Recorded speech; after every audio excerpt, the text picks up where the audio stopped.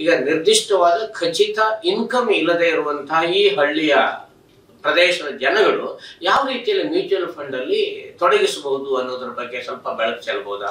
ಹಣ ಅವ್ರ ಹತ್ರ ಬಂದವ ಈಗ ಒಬ್ಬರಿಗೆ ಇನ್ಕಮ್ ಡಿಸೆಂಬರ್ ಬರುತ್ತೆ, ಆಯ್ತಾ? ಖಾರಿಫ್ ಯಾವಾಗ ಬರುತ್ತೆ? ಸೆಪ್ಟೆಂಬರ್ ಅಕ್ಟೋಬರ್ ಬರುತ್ತೆ, ಕರೆಕ್ಟ್ ಅಲ್ವಾ? ಅಡಕೆ ಒಂದು ಪರ್ಟಿಕ್ಯುಲರ್ ಪೀರಿಯಡ್ ಅಲ್ಲಿ ಬರುತ್ತೆ, ರಬ್ಬರ್ ಒಂದು ಪೀರಿಯಡ್ ಅಲ್ಲಿ ಬರುತ್ತೆ.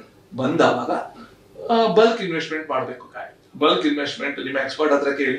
ನೀವು ಇನ್ವೆಸ್ಟ್ಮೆಂಟ್ ಮಾಡುವ ಟೈಮಲ್ಲಿ ಮಾರ್ಕೆಟ್ ಅಪ್ ಇದ್ರೆ ಅವ ಅದನ್ನ STP ಮಾಡಬಹುದು, ಲಿಕ್ವಿಡ್ ಫಂಡಿಗೆ ಹಾಕಿ ಪ್ರತಿ ತಿಂಗಳು ಸ್ವಿಚ್ ಮಾಡ್ತಾ ಹೋಗ್ತಾನೆ. ಮಾರ್ಕೆಟ್ ವೀಕ್ ಇದೆ, ಬಲ್ಕ್ ಇನ್ವೆಸ್ಟ್ಮೆಂಟ್ ಮಾಡ್ಲಿಕ್ಕೆ ಹೇಳ್ಬಹುದು. ನಿಮ್ಮ ಈ ವ್ಯವಹಾರ ಜೊತೆ ನಿಮ್ಮ ಸಣ್ಣ ಇನ್ಕಮ್ ಇದೆ ಅಂತ ಮಾಡಿ, ರೆಗ್ಯುಲರ್ ಸ್ಯಾಲರಿ ಇದೆ ಅಂತ ಮಾಡಿ, ಸ್ಯಾಲರಿ ಅಮೌಂಟ್ ಅನ್ನು ಪೂರ SIP ಮಾಡಿ ಬಿಟ್ಬಿಡಿ. ಅದು ಹೋಗ್ತಾ ಇರುತ್ತೆ. ಯಾಕಂದ್ರೆ ಸಣ್ಣ ಸಣ್ಣ ಇನ್ವೆಸ್ಟ್ಮೆಂಟ್ ಲಾಂಗ್ ಟರ್ಮ್ ಅಲ್ಲಿ it will become very big ಹೋಗುತ್ತೆ. ಸಣ್ಣ ರೆಗ್ಯುಲರ್ ಖರ್ಚಿಗೆ ಬದಿಗೆ ಇಟ್ಬಿಟ್ಟು ಉಳಿದ ಹಣ ಪೂರ SIP ಮಾಡಿ ಬಿಟ್ಬಿಡಿ. ಈ ನಿಮ್ಮ ಬಿಸ್ನೆಸ್ ಇನ್ಕಮ್ ಇದೆ ಅಲ್ವಾ, ಅದನ್ನ ಖರ್ಚಿಗೆ ಬೇರೆ ಪರ್ಪಸ್ ಯೂಸ್ ಮಾಡಿ. ವಿದೌಟ್ ಯು ನೋಯಿಂಗ್ಲಿ, ನಿಮಗೆ ಗೊತ್ತಿಲ್ಲದೇನೆ ಅಲ್ಲಿ ಹಣದಿಂದ ಹಣ ಬೆಳೆದಿರ್ತದೆ. ಸಂಪೂರ್ಣ ವಿಡಿಯೋವನ್ನು ನಮ್ಮ ಯೂಟ್ಯೂಬ್ ಚಾನೆಲ್ನಲ್ಲಿ ವೀಕ್ಷಿಸಿ.